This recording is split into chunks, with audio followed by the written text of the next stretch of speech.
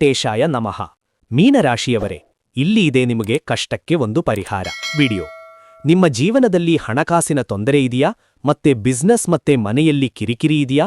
ಅದಕ್ಕೆ ಪರಿಹಾರ ನಾನ್ ತಂದೇನೆ. ಬನ್ನಿ. ಹಾಗೆ ನನ್ನ ಚಾನಲ್ ಹೆಸರು ಜ್ಯೋತಿಷ್ಯ ದರ್ಶನ. ಫಾಲೋ ಮಾಡಿ. ಬನ್ನಿ, ಕೊನೆವರೆಗೆ ವಿಡಿಯೋ ನೋಡೋಣ.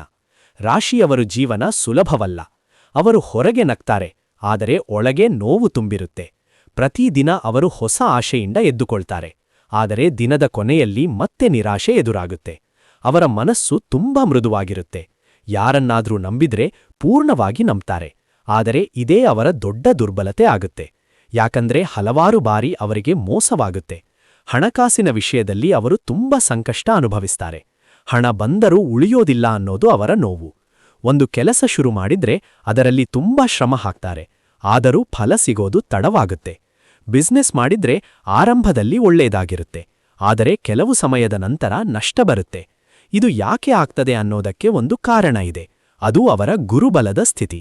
ಗುರುಬಲ ಕಡಿಮೆ ಇದ್ದಾಗ ಜೀವನದಲ್ಲಿ ಅಡೆತಡೆಗಳು ಬರ್ತವೆ ಮತ್ತು ಮನಸ್ಸಿನಲ್ಲಿ ಅಶಾಂತಿ ಹೆಚ್ಚಾಗುತ್ತೆ. ಆದರೆ ಇದಕ್ಕೆ ಪರಿಹಾರ ಇದೆ, ಮತ್ತು ಆ ಪರಿಹಾರ ಸರಿಯಾಗಿ ಮಾಡಿದ್ರೆ ಜೀವನ ಬದಲಾಯಿಸಬಹುದು. ನಾಳೆ ಬೆಳಿಗ್ಗೆ ನೀವು ಬೇಗ ಎದ್ದುಕೊಳ್ಬೇಕು.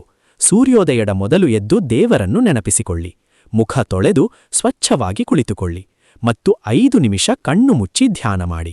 ನಿಮ್ಮ ಉಸಿರಾಟದ ಮೇಲೆ ಗಮನ ಕೊಡಿ. ಇದು ನಿಮ್ಮ ಮನಸ್ಸನ್ನು ಶಾಂತಗೊಳಿಸುತ್ತದೆ.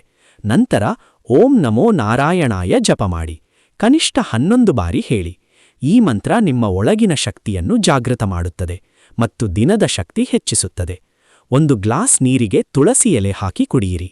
ಇದು ನಿಮ್ಮ ದೇಹ ಮತ್ತು ಮನಸ್ಸಿಗೆ ಶುದ್ಧತೆ ಕೊಡುತ್ತದೆ. ಪ್ರತಿ ಗುರುವಾರ ನೀವು ಹಳದಿ ಬಣ್ಣದ ಬಟ್ಟೆ ಧರಿಸಿ. ಇದು ಗುರುಗ್ರಹದ ಅನುಗ್ರಹ ಪಡೆಯಲು ಸಹಾಯ ಮಾಡುತ್ತದೆ. ಬೇಸನ್ ಲಡ್ಡು ಅಥವಾ ಕಡಲೆಕಾಳು ದಾನ ಮಾಡಿ. ಇದು ನಿಮ್ಮ ಕರ್ಮದ ಫಲವನ್ನು ಸುಧಾರಿಸುತ್ತದೆ. ಒಂದು ಸಣ್ಣ ದೀಪ ಹಚ್ಚಿ ದೇವರ ಮುಂದೆ ಇಡಿ ಮತ್ತು ನಿಮ್ಮ ಕಷ್ಟಗಳನ್ನು ಮನಸ್ಸಿನಲ್ಲಿ ಹೇಳಿಕೊಳ್ಳಿ. ನೀವು ವಿಷ್ಣು ದೇವಾಲಯಕ್ಕೆ ಹೋಗಬಹುದು ಅಥವಾ ಸಾಯಿಬಾಬಾ ಮಂದಿರಕ್ಕೂ ಹೋಗಬಹುದು. ಪ್ರತಿ ಗುರುವಾರ ಈ ವಿಧಾನ ಪಾಲಿಸಿದ್ರೆ ನಿಮ್ಮ ಜೀವನದಲ್ಲಿ ನಿಧಾನವಾಗಿ ಬದಲಾವಣೆ ಬರುತ್ತದೆ. ಮನೆಯಲ್ಲೂ ನೀವು ಕೆಲವು ಸಣ್ಣ ಪರಿಹಾರ ಮಾಡಬಹುದು. ಸಂಜೆ 6 ನಂತರ ದೀಪ ಹಚ್ಚಿ. ವಾರಕ್ಕೆ ಒಮ್ಮೆ ಉಪ್ಪು ನೀರಿನಿಂದ ಮನೆ ಒರೆಸಿ. ಇದು ನಕಾರಾತ್ಮಕ ಶಕ್ತಿ ಕಡಿಮೆ ಮಾಡುತ್ತದೆ. ತುಳಸಿ ಗಿಡ ಇದ್ದರೆ ಪ್ರತಿದಿನ ನೀರು ಹಾಕಿ ಮತ್ತು ಅದಕ್ಕೆ ನಮಸ್ಕಾರ ಮಾಡಿ. ಹಣಕಾಸಿನ ವಿಷಯದಲ್ಲಿ ನೀವು ಜಾಗ್ರತೆ ಇರಬೇಕು. ಅಪ್ರಯೋಜಕ ಖರ್ಚು ಕಡಿಮೆ ಮಾಡಿ. ಪ್ರತಿದಿನ ಸ್ವಲ್ಪ ಹಣವನ್ನು ಉಳಿಸಿ. ಇದು ನಿಮ್ಮ ಭವಿಷ್ಯವನ್ನು ಸುರಕ್ಷಿತ ಮಾಡುತ್ತದೆ. ಯಾರನ್ನೂ ತುಂಬಾ ಬೇಗ ನಂಬಬೇಡಿ. ಮೊದಲು ಅವರ ಸ್ವಭಾವವನ್ನು ಗಮನಿಸಿ.